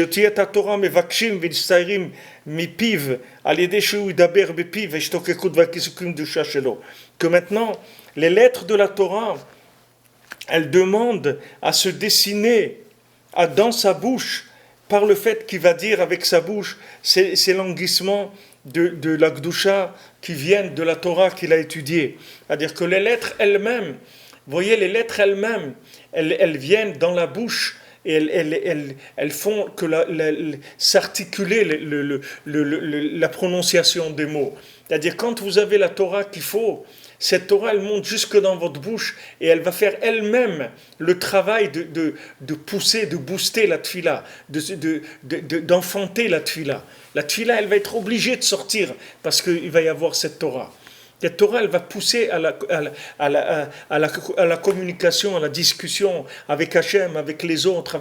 Elle va pousser parce que vous ne pourrez plus supporter cette Torah, vous ne pouvez pas la garder à l'intérieur. Elle est obligée de sortir. Elle est obligée, parce qu'elle a été dessinée pour arriver jusqu'à la bouche. Tellement le tzaddik, il est kadosh. Le tzaddik, il est tellement pur. Il est tellement sain que les enseignements qui descendent, ils poussent à être parlés, ils poussent à être dits. Shehem ikar shlemut atfila, kamovar leel, sheikar shlemut atfila ou aussi mitora tfila. Comme ça, c'est la perfection de la tfila. Comme on a vu avant, que le ikar, c'est quand on transforme la Torah en tfila. C'est-à-dire qu'on transforme l'étude en prière. Qu'il demande à Hachem qu'il ait le mérite d'accomplir toutes les paroles de la Torah. Alors vous voyez c'est-à-dire ce qu'on a ouvert là, ce que Rabbi Nathan il nous a ouvert par rapport à cette façon de voir dont on parle tout le temps, qu'il faut transformer la Torah en prière. On en parle tout le temps, c'est un des axes principaux de tout l'enseignement de Breslev. Mais ici, le chidouche qu'on a vu ici, que c'est quelque chose qui est pas courant de le voir sous cet angle-là, c'est que la base de la Torah, elle doit être déjà orientée vers un dialogue. C'est-à-dire que si la Torah ne me parle pas, moi je ne pourrais pas en parler. Il faut que la Torah elle me parle à moi. Du moment où la Torah elle me parle, alors après je peux en parler. Je peux en parler avec Hachem, je peux en parler avec ma femme, je peux en parler avec un ami, je peux en parler avec mes enfants, je peux en parler. Pourquoi ? Parce que cette Torah elle me parle. Du moment où elle me parle, après moi je peux en parler. Mais si la Torah que j'étudie elle ne me parle pas, comment vous voulez que j'en parle après ? De quoi je vais parler ? J'ai pas de parole, j'ai rien à dire. Je vous l'ai dit plusieurs fois, combien de fois j'ai invité des gens le Shabbat, qui venaient chez moi, des érudits, des gens qui étudient toute la journée, 8 heures, 10 heures par jour. Je dis alors qu'il dit quelque chose et tout, il ne peut rien dire, il n'a rien à dire. C'est normal, tout ce qu'il étudie, ça ne le concerne pas. Lui, ce qui le concerne, c'est autre chose, c'est pas ça. C'est pas ce qu'il est en train d'étudier. Lui, il n'est pas dans ce qu'il est en train d'étudier. Ce qu'il est en train d'étudier, c'est sa formation. Mais lui, il est autre chose. Mais nous, c'est pas ça pour nous, la Torah. Nous, on n'étudie pas la Torah pour avoir une formation. Nous, on étudie la Torah pour vivre. La Torah, c'est notre pain pour vivre. On veut vivre. C'est pour ça qu'on étudie la Torah. On veut se sentir concerné par les textes de la Torah. Que la Torah, elle nous parle. Du moment où la Torah, elle me parle, après, je peux en parler. C'est pas un problème. Donc ça, c'est un chidouche qu'ici Rabbi Nathan, il approfondit, c'est-à-dire il ouvre plus sur ce principe-là de transformer la Torah en prière. Parce que les gens, ils ont l'air de... C'est-à-dire quand on prend ça à un premier niveau, alors on a étudié, alors après on essaye d'aller faire Idbo des doutes, dire ouais, voilà, on a étudié ça et ça, alors de moi, Hachem le mérite que je puisse accomplir ça, etc. C'est bien de faire ça, ça aussi c'est bien, mais ça n'a rien à voir avec ce qu'il dit ici.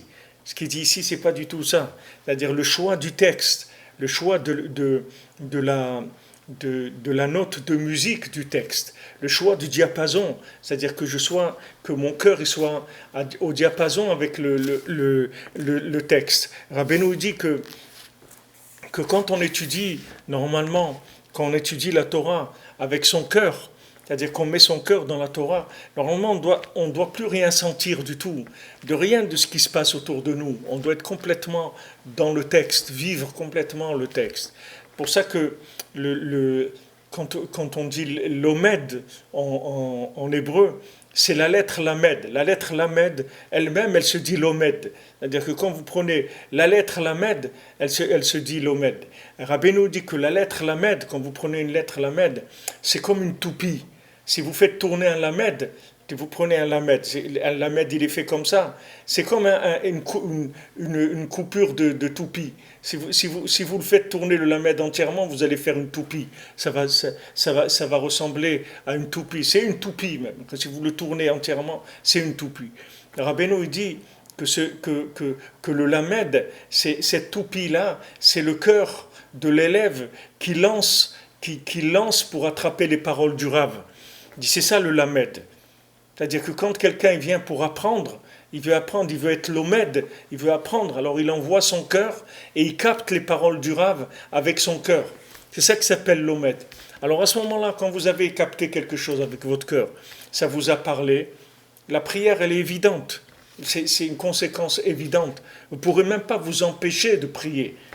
C'est-à-dire, vous êtes obligé d'en parler. Vous ne pouvez pas le garder pour vous.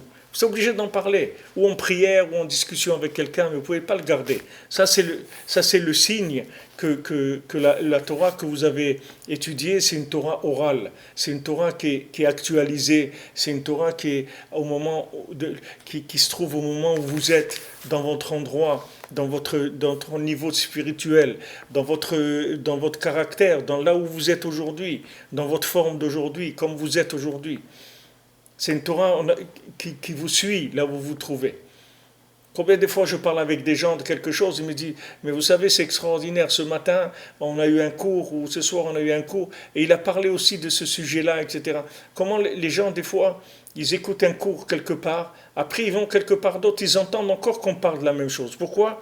Parce qu'on est en train de lui reparler à eux.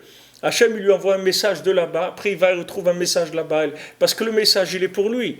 Il ne faut pas qu'ils se disent, ah c'est bien, c'est des drôles de coïncidence. Lui aussi, le rabbin là-bas, il a parlé, et maintenant vous aussi vous parlez de ça. C'est drôle de coïncidence. Mais c'est pas ça qu'il ne faut pas dire drôle de coïncidence. Et dire, Hachem, qu'est-ce que tu veux de moi avec ça ?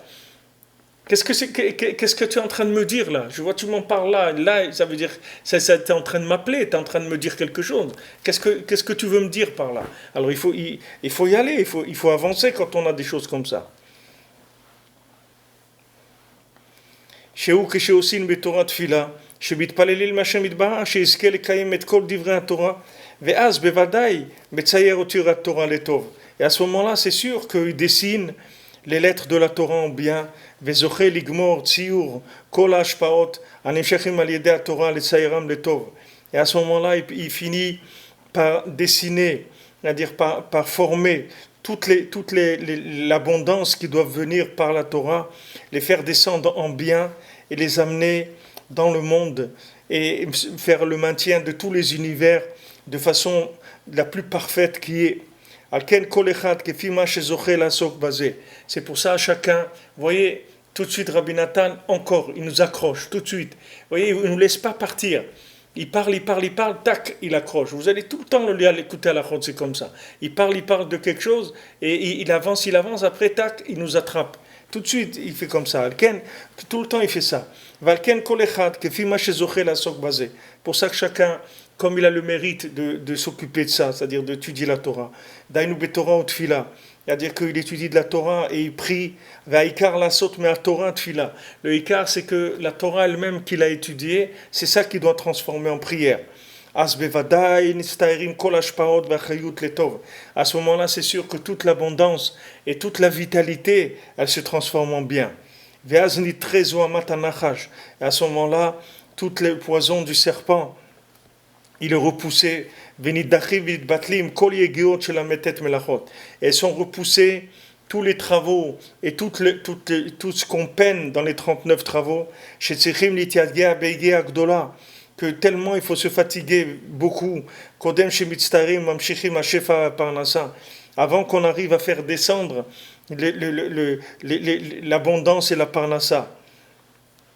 Que tout ça vient de la faute du premier homme qui a été pogam dans Torah et Tfila. Donc vous voyez comment ça marche, c'est-à-dire que maintenant le problème de quelqu'un qui n'a pas Torah et Tfila comme il faut, c'est que maintenant le shefa qui descend, c'est-à-dire l'abondance quand elle descend, elle n'a pas de forme. Elle a aucune forme encore. La forme, il va la donner avec son huile de coude, c'est-à-dire avec ce qui va se fatiguer dans le travail. C'est comme ça qu'il va donner la forme au shefa qui doit descendre. Mais si maintenant il avait le mérite de faire Torah et Tfila, l'abondance qui va descendre, elle serait déjà en forme. Elle aurait déjà la forme de ce qu'il a besoin. Ça arriverait directement. Ça n'aura pas besoin de transformation. Ça serait tout prêt déjà. Comme la manne. La manne, elle descendait, elle était toute prête déjà. Il n'y avait pas besoin il y avait besoin de rien faire. Rien du tout. C'était pas ni à cuire, ni à conserver, ni à congeler, ni à assaisonner, rien du tout. Tout celui qui voulait quelque chose savait le goût de tout ce qu'il voulait, la manne. Il n'y a pas de problème. Parce que c'était déjà entièrement dessiné en bien. Donc il n'y avait pas de problème, c'est que du bien. Donc personne ne se fatiguait. Et la seule chose qu'on lui demandait, c'est de ne pas en garder pour le lendemain. Et voilà, le vendredi tombait deux parts, une pour le vendredi, une pour le Shabbat. Et voilà, les gens, ils n'avaient pas de problème. Il n'y avait aucun tri à faire dedans, c'était tout pur. Et pas de Maintenant, chacun il peut vivre la manne. Pour ça qu'aussi qu'on dit que de dire la paracha de la manne tous les jours, c'est une ségoula pour la parnassa. Parce que la parnassa, elle doit venir comme ça. Si on fait Torah et Tfila, normalement la parnassa, elle vient, elle est déjà toute prête.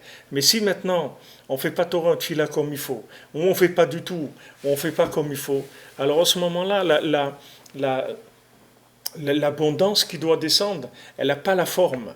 Elle est pas en forme, c'est-à-dire, elle n'est pas prête à arriver chez l'individu. Donc l'individu doit faire beaucoup de travail pour lui donner une forme.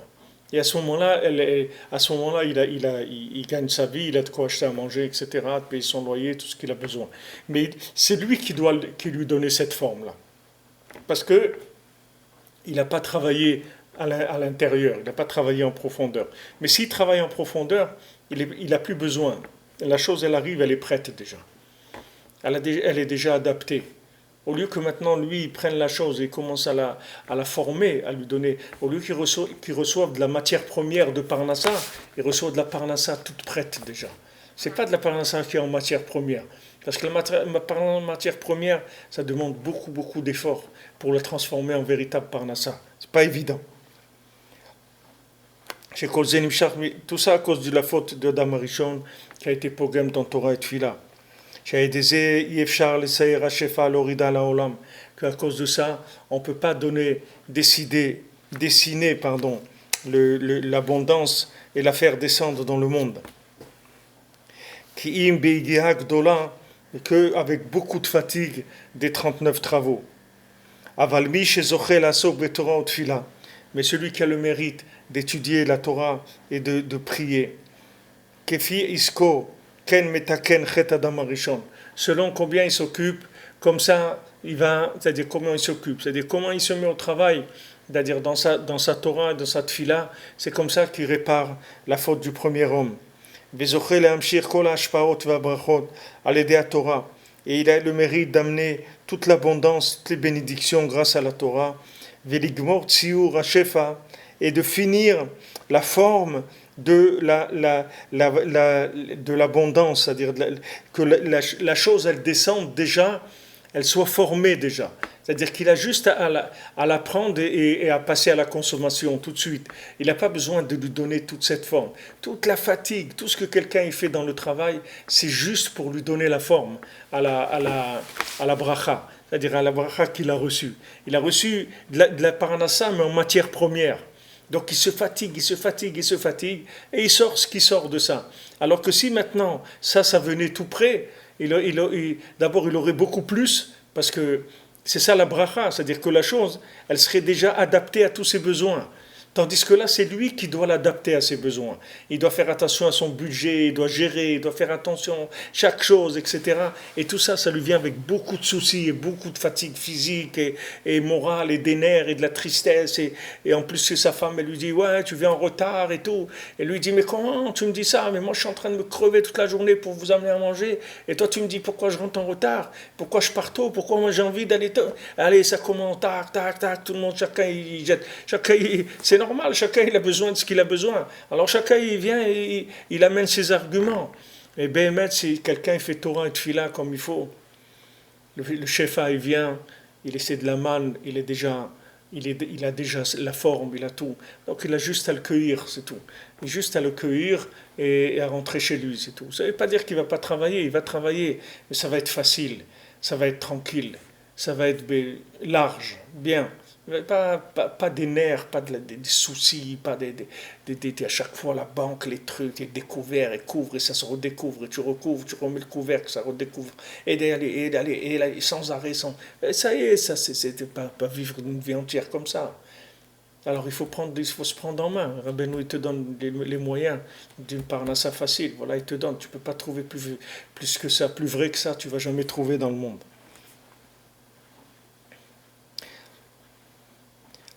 Donc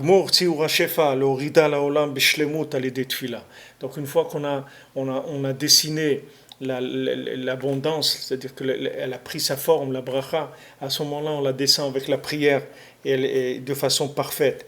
Donc s'annule de lui toutes les fatigues et toutes les efforts des travaux. Kefi isko b'kedusha v'torah utfila. Comme il étudie dans la Gdusha, la Torah et la Tfila, c'est-à-dire comment il étudie dans la Gdusha, il fait la Tfila dans la Gdusha, c'est-à-dire connecté à Hachem. Connecté à Hachem, c'est-à-dire qu'il vit connecté à Hachem. Pour ça, Rabbi Nathan, il rajoute une petite note, Bigdusha. Il n'a pas dit, avant, il n'a pas parlé il n'a pas dit dans la sainteté, dans la pureté. Il a dit Torah et Tfila. Maintenant, il a parlé dans la pureté, Torah et Tfila. Dans la sainteté, dans la Gdusha, un écouda de la Gdusha. Si vous voyez par exemple, c'est écrit dans Shulchan Aruch, dans les halachot, que de l'obligation qu'un homme il a par rapport à sa femme, alors vous allez voir les intervalles, combien la personne elle doit avoir de rapport avec sa femme, c'est tout par rapport à la parnassa, au travail que la personne elle fait. Il y a le Shulchan Aruch qui rapporte pour par exemple quelqu'un qui est un matelot ou quelqu'un qui est un berger ou quelqu'un qui s'occupe des chevaux ou chacun selon son travail selon son travail il a le rapport, l'obligation avec sa femme. C'est-à-dire, c'est lié les deux. Parce que le fait que maintenant quelqu'un ait fait Torah ou Tfila, Bigdusha, c'est-à-dire que maintenant tout le lien de la Torah et Tfila, c'est pour arriver à se connecter à Hachem, c'est Tikkun Abrit, c'est l'alliance avec Hachem, c'est ça qu'on cherche, à se lier avec Hachem. Alors c'est ça qui va lui donner le lien de la Parnassa. Donc d'après la Parnassa de l'individu, on peut reconnaître quel c'est son niveau de Torah et Tfila. Pas difficile. Si quelqu'un a une parnassa difficile, ça veut dire qu'il n'est pas engagé. Il faut qu'il s'engage. Il faut qu'il s'engage que la Torah, ça devienne sa vie. C'est pas des lois, la Torah. C'est pas comme quelqu'un, il a payé ses impôts, ou il a pris le code de la route, il respecte le feu rouge. C'est pas ça, la Torah. La Torah, c'est un engagement du cœur, soi-même. Il faut se sentir concerné par ce qu'on étudie et il faut le vivre comme quelqu'un qui cherche des conseils de vie dans ce monde. Et à ce moment-là, c'est cette Torah-là qui amène la Tfila, et c'est cette Tfila-là qui va adoucir le principe de la Parnassa.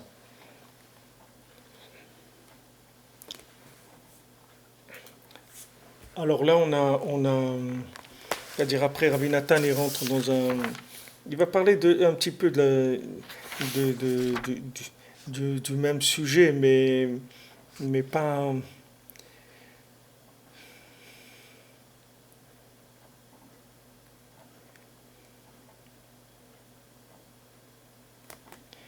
Alors, il avait commencé, Rabbi Nathan, pour nous parler de la différence qu'il y avait entre Shabbat et Yom Tov. Donc, on va commencer le passage 35, bien que on ne pourra pas faire tout le passage 35 puisqu'il fait 2 pages pratiquement, mais on va faire le début parce que ça reste en rapport avec ce qu'il nous a dit avant, parce qu'il a commencé comme ça. Il a commencé par parler de la différence qu'il y avait entre Yom Tov et Shabbat, que Yom Tov on a le droit de cuisiner les repas dont on a besoin Yom Tov, mais Shabbat on ne peut pas du tout cuisiner. Sinon tous les autres travaux, c'est interdit. Ce qui est interdit le Shabbat, c'est interdit Yom Tov, c'est la même chose. Mais pour la nourriture, Yom Tov on a le droit de cuisiner. Alors maintenant on rentre dans le passage 35, la page 208 dans l'écoute à la chôte. Et ça c'est la différence qu'il y a entre Shabbat et Yom Tov. Shabbat asurim kol hamlachot shebaolam. Parce que Shabbat, tous les travaux du monde, ils sont interdits. Il n'y a aucun travail qui est permis. Ou Yom Tov mutar ochel nefesh levad. Mais Yom Tov, qu'est-ce qui est permis? Uniquement ce qu'on a besoin pour manger. Et les autres travaux, ils sont interdits Yom Tov comme Shabbat. Ki Shabbat ou Prinat Gmar Atikun Beshlemut. Parce que Shabbat, c'est quand on finit la réparation de façon parfaite. Shen Shlemut Achava. Il n'y a pas de plus grande perfection que le Shabbat. Ki Shabbat ou Prinat Alma Deate. Parce que le Shabbat, c'est le principe du monde futur.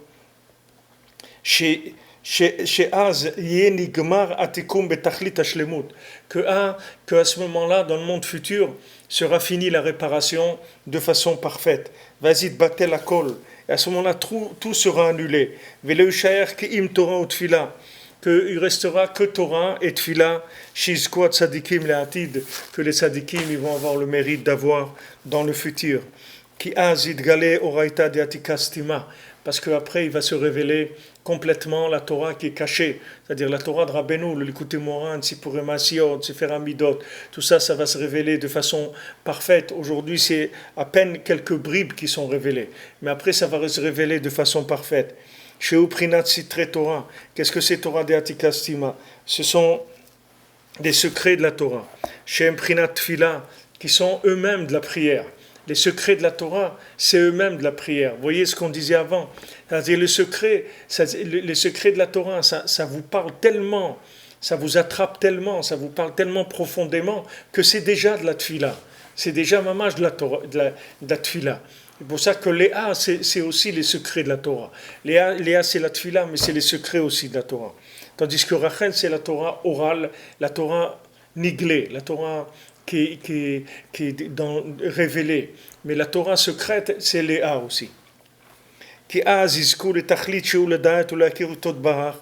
qu'à ce moment-là, quand tout le monde connaîtra ces secrets de la Torah, qui sont les enseignements que les Rebbe il a amenés dans le monde, alors chacun, il arrivera au but qui est de connaître Akadosh Baruch Hu et le remercier et le louer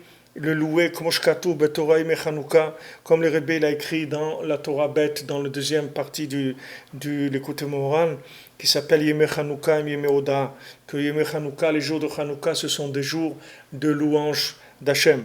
Chez Prinat Torah ou Tfila, que ça c'est le principe de la prière, l'étude et la prière. Qu'il a da'at ou la kiroto idbar zeprinat Torah, parce que connaître Hachem c'est la Torah. Donc vous voyez, connaître Hachem, c'est la Torah. C'est-à-dire c'est le rapport avec Hachem, c'est ça que je cherche quand j'étudie, je cherche Hachem. Que ça, c'est le principal de la connaissance d'Hachem. Ou le hodot ou le halel, zeprinat tfila. Maintenant, remercier et louer Hachem, ça c'est la prière.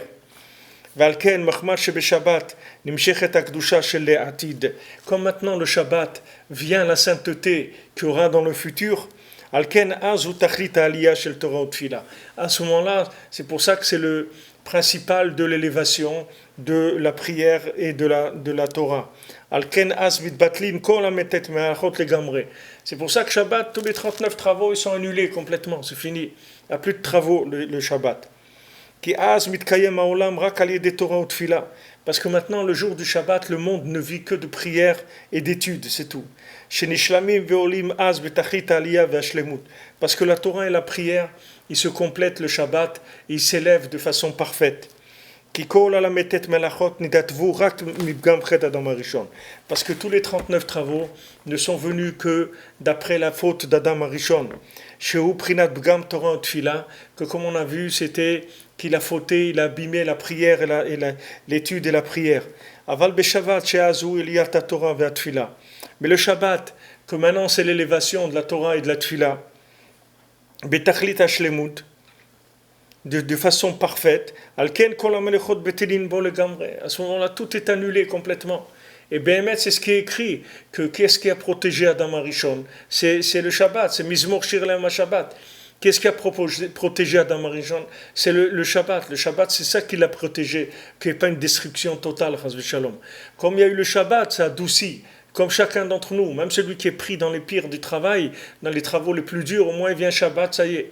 C'est terminé. Même si c'était dur toute la semaine, le Shabbat c'est terminé, ça c'est un adoucissement déjà énorme. אבל בשבת שעזות עליית התורה, התפילה ותחילת השלמות, על כן כל המלאכות בטלים בו לגמרי, כי שבת הוא עיקר התיקון שתל אחד אדם הראשון, voilà. Le Shabbat, c'est le עיקר de la réparation de la faute d'Adam Arishon, Beprinat Shabbat Hagin Aloe. Voilà comment il écrit que le Shabbat il a protégé Adam Arishon. Comme c'est écrit dans un autre endroit. Aval Yamim Tovim Em Zecher L'Tiat Mitzrayim. Mais les jours de fête, c'est pas la même chose. Les jours de fête, ce sont des jours de commémoration de la sortie d'Égypte. Chez Zachinu le Kabel la Torah. À ce moment-là, c'est là où on a eu le mérite de recevoir la Torah.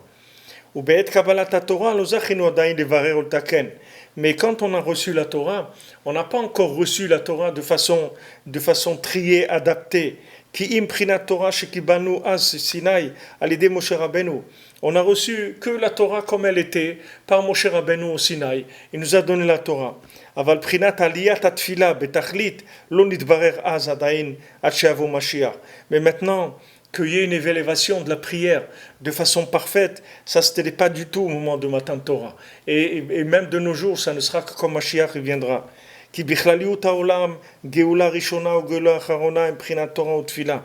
Parce que dans le monde, dans la généralité de la création du monde, les deux geulot, c'est-à-dire la geoula, la délivrance d'Égypte et la délivrance de Mashiach qui va venir bientôt, c'est la délivrance de la Torah et de la Tfila. C'est-à-dire que maintenant, Moshe Rabbeinu, il a amené le Ham Israël jusqu'à recevoir la Torah. Et maintenant, Rabbeinu, il a amené la Tfila pour finir le travail. C'est-à-dire que le Ikar, c'est la Tfila qui va terminer, qui va couronner la prière, la Torah qu'il y a eu. Shehem Prinat Moshe et David. Voilà, il dit c'est Moshe et David. C'est-à-dire Moshe Rabbeinu et David Amelech. Qui Moshe ou la Torah. Parce que Moshe c'est la Torah, et David ou Mashiach. Et David c'est Mashiach. Shehu Prinat Atfila, qui est la prière. Shehu Tiken Veyesed Sefer Teilim. Qu'est-ce qu'il a fait David Amelech? Il a mis en place le livre des psaumes, Shem Chamisha Sfarim, qui sont 5 livres de prière par rapport aux 5 livres de Torah. Chez Uprina Halal, qui est le principe dont on a parlé avant. Chez Itri Leamshir Atikun Laasot Meatorah Tfila. Il a commencé à amener ce tikkun dans le monde, David Ameller. David Ameller, c'est le début d'amener la prière dans le monde. Mais Rabbeinu, c'est lui qui finit. Rabbeinu aussi dit ça, c'est la famille de David Ameller. Le Baal Shem Tov, c'est la famille de David Ameller. Alors David Ameller, il a commencé à amener ça dans le monde, mais c'était le début de la Tfila. Mais Rabbeinu, il a amené la Hitbodedut, il a amené le Tikkun HaKlali, il a amené des notions beaucoup plus raffinées encore, beaucoup plus perfectionnées dans la Tfila. Et ça, c'est que David Ameller, il a commencé à amener cette chose-là, ce principe-là, de transformer la Torah en prière. C'est pour ça que Yom Tov, c'est par rapport à la sortie d'Égypte. Alors on travaille encore un peu, parce qu'on a dit que Yom Tov, ça correspond à la sortie d'Égypte. La sortie d'Égypte, c'est quoi? C'est Matan Torah. Donc quand il n'y avait que de la Torah, il n'y a pas eu encore la Tfila, donc il y a encore une emprise des travaux. C'est pour ça qu'on travaille pour le manger, Yom Tov. Que c'est le travail de Ochel Nefesh, c'est-à-dire qu'on a le droit de faire à manger Yom Tov pour se nourrir. Alors ça vient du fait que le Yom Tov, il est attaché à la sortie d'Égypte. Comme la sortie d'Égypte, c'est la première délivrance, c'est la délivrance où on a reçu la Torah, mais on n'a pas reçu la Tfila, donc il reste encore une emprise des 39 travaux. C'est pour ça que le Yom Tov, on aura le droit de cuisiner, parce que c'est un jour... Alors si quelqu'un il dit Yom Tov, non, je ne veux pas cuisiner, moi je vais faire comme c'est Shabbat, ça ne sert à rien. C'est comme je vous ai dit, on n'est pas en train de faire semblant ici, on est en train de faire les choses, il faut chercher les choses, de les faire vraiment. C'est pas parce que quelqu'un, le Yom Tov, il fait comme Shabbat, il prépare pas à manger ni rien, qu'il a tiré un tikkun de la tfila. Il n'y a pas, Yom Tov, c'est la Torah, c'est tout. Et comme c'est la Torah, alors c'est la sortie d'Égypte, c'est là où on a eu Matan Torah. Donc la tfila, elle n'est pas encore du tout réparée. Donc il y a une emprise des 39 travaux. Et même si je ne travaille pas, dans le jour lui-même, il y a une emprise des 39 travaux. Donc si on veut réparer Beshlemut, c'est qu'on a Shabbat et Yom Tov. Shabbat, c'est la perfection. Yom Tov, il y a une emprise de ce monde-là. Ils disent que Shabbat, c'est la perfection de la Torah et de la prière ensemble. Maintenant, David Ameller, lui, il a commencé à travailler sur la prière. c'est-à-dire à amener la notion de la prière, du Télim, des psaumes, de l'Aïd-Bodédout dans le monde. Il a commencé. Mais depuis Damer jusqu'à Rabbeinu, alors tout ce temps-là, ça a préparé le monde pour que maintenant le monde puisse comprendre la grandeur de la prière, puisse accepter et comprendre combien la prière c'est grand et combien la prière c'est ce qui va finir de donner la forme à la bracha qu'on a reçue dans la Torah. Même si quelqu'un il a de la Torah, c'est-à-dire que même si quelqu'un il a trouvé une connexion avec Hachem à travers la Torah, il a besoin que ça devienne de la prière pour que ça se concrétise dans la vie et que ça amène toutes les réparations que ça doit amener. Parce que si maintenant cette Torah, elle ne devient pas de la tfila, alors il reste une emprise de ce monde. Si on veut enlever l'emprise complètement de ce monde sur nous, il faut que la Torah qu'on a reçue, elle soit transformée en prière. Bezat Hashem. Donc voilà, on va arrêter là. Chez Shabbat Shalom le Kulam, Bezat Hashem. Shabbat Shalom, et on se retrouve Bezat Hashem à l'antenne dimanche pour continuer le shiur sur la Torah même tête. Et voilà, chez Shabbat Shalom et des Yeshuot, Bezat Hashem, Parnassa facile pour tout le monde, que Mamash, ça vienne dans les mains facilement, qu'il n'y ait pas besoin de faire des efforts, que tout vienne déjà tout près, Bezat Hashem.